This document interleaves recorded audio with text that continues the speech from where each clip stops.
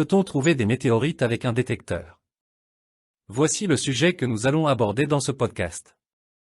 Vous pouvez retrouver encore plus d'informations sur le site prospectiondeloisirs.fr, sans oublier de nous soutenir si ce contenu vous plaît. Bien que les détecteurs de métaux soient capables d'identifier la composition métallique des météorites, cela ne garantit pas toujours que les personnes utilisant ces détecteurs les reconnaissent comme tels. Nous plongeons aujourd'hui dans le monde mystérieux des météorites, explorant des sujets tels que leur origine, leur composition, leur valeur et leur localisation par les détecteurs de métaux. Vous découvrirez également des conseils pratiques pour reconnaître les météorites sur le terrain. Une météorite est un objet rocheux extraterrestre qui a chuté sur Terre depuis l'espace. Contrairement aux roches ordinaires que l'on trouve ici, les météorites sont formées de composants inhabituels créés au premier jour du système solaire, il y a environ 4,6 milliards d'années. Leur rareté et leur caractère exceptionnel en font des objets uniques. La plupart des météorites sont des fragments des éléments constitutifs des planètes, tandis que certaines proviennent d'astéroïdes et de fragments de comètes. On estime qu'un pourcentage très restreint de météorites a été éjecté de la surface des lunes et des planètes à la suite de collisions avec des astéroïdes ou des comètes. En raison de leur composition distinctive, les météorites sont parfois mal identifiées par des personnes n'ayant pas de connaissances spécialisées à leur sujet, les prenant pour de simples roches ordinaires. C'est pourquoi il est essentiel que toute personne intéressée par les météorites se familiarise avec leurs caractéristiques et attributs uniques. Lors de leur entrée dans l'atmosphère terrestre, les météores brûlent à cause de la friction, créant une traînée lumineuse dans le ciel nocturne, communément appelée étoile filante. Si un météore survit à son passage dans l'atmosphère et atteint la surface de la Terre, il prend alors le nom de météorite. Est-il envisageable d'utiliser des détecteurs de métaux pour dénicher des météorites? Lorsqu'ils sont réglés sur le mode tout métaux, les détecteurs de métaux peuvent repérer la plupart des météorites. Cependant, même si les météorites sont des objets extrêmement précieux et convoités, de nombreux détecteurs de métaux ne parviennent pas à les distinguer des roches habituelles de la Terre. Cela conduit malheureusement à ignorer de potentielles découvertes majeures, souvent confondues à tort avec des pierres chaudes ou des scories, et jetées comme des déchets.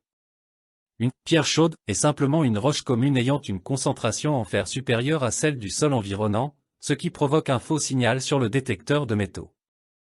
Les passionnés de détection utilisent ce terme pour décrire des cailloux qui ont généralement peu de valeur et ne nécessitent pas un examen plus approfondi. Il est crucial pour les prospecteurs de se renseigner et d'apprendre à reconnaître les météorites afin d'optimiser leurs chances de découvrir ces objets célestes. Étant donné que les météorites peuvent tomber n'importe où sur Terre, les détectoristes peuvent accroître leurs chances en apprenant à identifier leurs caractéristiques distinctives. Consacrer du temps à l'étude des météorites peut s'avérer être un investissement précieux pour ceux qui prennent sérieusement la détection de métaux. Les météorites présentent une large gamme de valeurs, influencées par divers facteurs tels que l'état, la taille, la composition, la rareté, la forme et l'aspect général de la météorite. Leur prix peut varier de 1 € à 1000 € le gramme, en fonction de l'histoire vérifiable de l'impact de la météorite, ce qui peut susciter un grand intérêt chez les collectionneurs et les passionnés. La plupart des météorites tombées sur Terre sont souvent très anciennes, remontant aux premiers jours de notre système solaire. Elles se présentent sous différentes formes et tailles, allant du minuscule grain à un véritable rocher massif. En raison de leur rareté et de leur histoire, les météorites ont toujours fasciné et ont fait l'objet de recherches, parfois actives, de la part de véritables passionnés. La prospection de météorites nécessite une certaine préparation. Elle commence toujours par une recherche géographique et historique. En effet, une météorite n'arrive jamais seule sur Terre et entre en contact avec notre sol sous la forme d'un amas de fragments. Il n'est donc pas rare de découvrir plusieurs spécimens sur une même zone géographique, tous provenant de la même source initiale de chute. Pour commencer, il est utile de consulter des archives historiques ou des articles médiatiques traitant des chutes de météorites à un endroit donné. Ensuite, on poursuit les investigations en localisant sur une carte les zones à prospecter. L'utilisation d'un détecteur de métaux ou une simple observation visuelle sur place peut être employée. Les drones peuvent également être utiles pour couvrir une plus grande surface et cartographier la géolocalisation du ou des points de chute. Si vous souhaitez trouver des météorites, concentrez vos recherches dans des zones à forte concentration de météoroïdes dans l'atmosphère, puis explorez ces zones à la recherche au sol.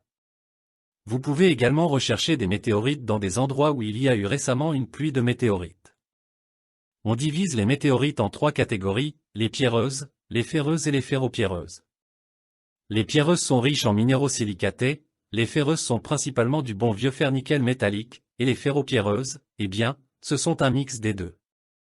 Ces catégories nous aident à comprendre ce qu'elles sont et d'où elles viennent. Les météorites ferreuses et pierreuses sont assez spéciales parce qu'elles contiennent du fer et du nickel, ce qui les rend magnétiques. C'est cette petite particularité qui les rend détectables par nos fidèles détecteurs de métaux, surtout en mode tout métaux. Cependant, les météorites pierreuses, elles, ont une dose de fer qui peut être un peu trop faible pour nos détecteurs. En tant que prospecteur intrépide, il est important d'avoir à l'esprit que ces météorites peuvent croiser notre route. On maximise nos chances de faire des découvertes incroyables en apprenant à repérer les signes distinctifs de ces météorites potentielles. Pas besoin de sortir les gros moyens, juste un peu de votre temps et de vos efforts. Savoir reconnaître ces morceaux d'espace n'est pas seulement une question de découvertes excitantes, c'est aussi une petite contribution à la grande aventure scientifique. Pouvoir dire qu'on a déniché quelque chose qui a voyagé à des millions de kilomètres dans l'espace pour atterrir ici sur Terre, c'est plutôt cool, non? C'est une situation gagnante-gagnante, aussi bien pour vous, le détectoriste, que pour la communauté scientifique. Alors, comment reconnaître ces météorites? Voici 3 petites astuces à garder en tête lors de vos expéditions. La densité, les météorites sont plus denses et plus lourdes que vos cailloux terrestres ordinaires. Elles ont fait un sacré voyage depuis l'espace, alors elles sont plus costaudes que les roches qui traînent par ici. C'est un indice clé à garder en tête.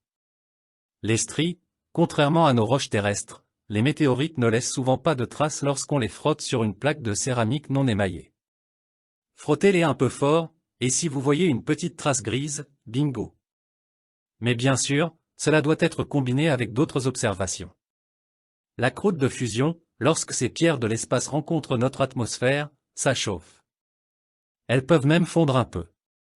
Une fois refroidies, leur surface peut montrer des signes de fusion et de carbonatation. C'est un autre indice à avoir en tête. Oh, et bien sûr, les propriétés magnétiques. Les météorites en fer et en fer-pierre sont aimantées. C'est déjà un bon indicateur, mais pour une identification précise, il peut être nécessaire de creuser un peu plus loin avec des recherches et des analyses supplémentaires. Alors, bonne chasse aux météorites.